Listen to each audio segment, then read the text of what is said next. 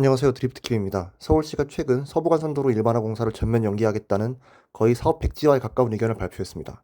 과연 무엇 때문에 서부간선도로 일반화 공사가 그렇게 큰 논란을 빚었는지 한번 살펴보도록 하겠습니다.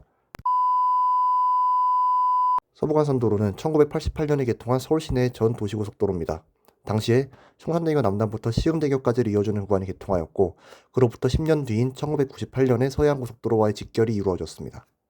서해안고속도로와의 직결이 이루어지고 나서 도로의 교통량은 크게 증가하게 됩니다.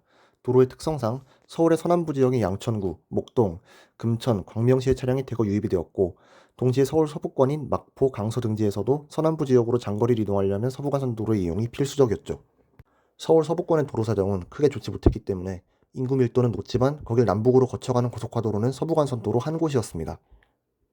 이후 2021년 서울시는 서부간선도로의 정체를 덜어낼 겸 교통량 분산을 위해 서부간선도로 성산대교 남단 금천교 구간에 서부간선 지하도로를 개통합니다. 동시에 지상의 서부간선도로 구간은 자동차 전용도로에서 해제되어서 일반 도로가 되었죠. 문제는 이렇게 하면서 지상의 서부간선도로를 완전히 일반적인 시내도로처럼 도로폭을 줄이고 신호등을 설치하려고 했다는 겁니다. 동시에 도로폭을 줄인 공간에는 보행자들을 걷게 하는 산책로 등을 설치할 계획이라고 발표했었죠. 완전히 일반 시내도로처럼 서부간선도로의 구조를 바꾸겠다는 뜻입니다. 그리고 실제로 지금 상황에서 서부간선도로 안양방향 오목교 부근에 신호등이 설치되어 있고, 가산 디지털단지 철사교 근처에도 신호등이 한 개소 설치되어 있습니다. 특히 오목교 부근의 신호등은 심각한데, 성산대교 남단에서 오목교까지의 구간은 서부간선도로 안에서도 정말 혼잡한 구간 중 한 곳입니다. 가장 교통량이 몰리는 구간에 신호등이 설치된 결과 새벽 1시까지도 정체를 빚고 있습니다. 그럼 왜 이 계획이 실패한 계획이 된 것인가 궁금하신 분들이 많으실 겁니다. 우선 서부간선도로 상부도로의 교통량을 전혀 고려하지 않았기 때문입니다. 앞서서 설명했듯 서부간선도로는 서울 서남부 지역의 주민들 대부분이 이용하기 때문에 매우 붐비는 도로입니다. 하지만 상부도로는 편도 2차로이고 이건 강변북로 올림픽대로의 편도 4차로와 비교하면 턱없이 좁다고 볼 수 있습니다. 그리고 그 때문에 서부간선도로는 서울 시내 도시고속도로 중 주행속도가 가장 낮은 도로이기도 합니다. 그래서 서부간선 지하도로가 건설되는 이유가 되기도 했습니다. 그런데 가뜩이나 막히는 이 도로에 신호등을 놓으니 상황은 더 악화될 수밖에 없는 거죠. 그리고 이 지하도로는 승용차만 통행할 수 있고 민자도로이기에 유료라는 점도 한몫합니다.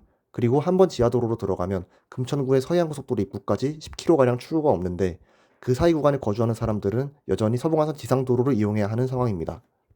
여기서 해외 지하화 사례와의 차이점을 살펴보자면 보스턴의 빅디그라는 지하화 사례가 있습니다.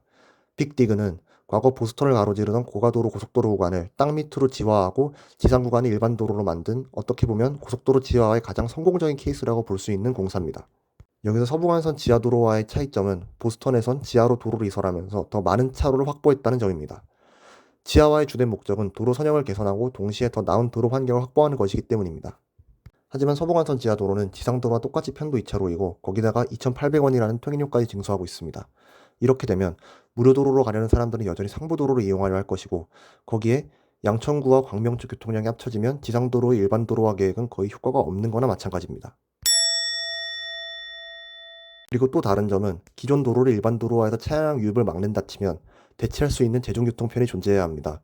비교해보자면 서울 도심권이나 강남, 강동 지역은 많은 수의 지하철 노선이 다니면서 지하철만으로 다른 지역으로 이동이 수월한 편입니다. 하지만 서부간선 도로가 지나는 연선 지역을 살펴보면 지하철이 닿지 않는 음영 지역들이 많습니다. 당장 양천구만 하더라도 2호선 지선과 5호선이 지나지만 그 사이에 꽤 큰 음영구역이 존재합니다. 여기서 음영구역은 지하철에서 거리가 멀어서 대중교통의 혜택을 잘 못 받는 지역을 의미합니다. 다른 서부간선 연선 지역들도 상황은 비슷해서 지하철과의 접근성이 좋지 않거나 대체할 버스 교통편도 마땅치 않습니다.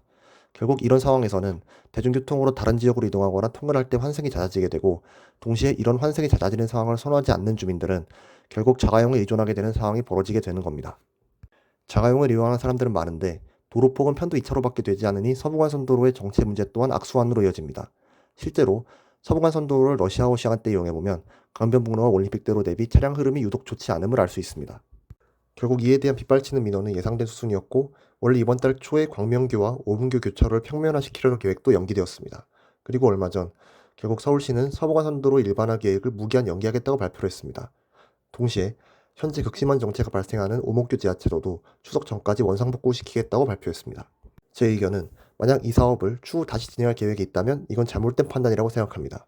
그때는 정말로 서울 서부권의 교통은 마비가 될 것이고 돌이킬 수 없을 지경이 될 거라 생각합니다. 오늘 영상 여기까지입니다. 다음번에 더 유익한 콘텐츠로 돌아오도록 하겠습니다. 감사합니다.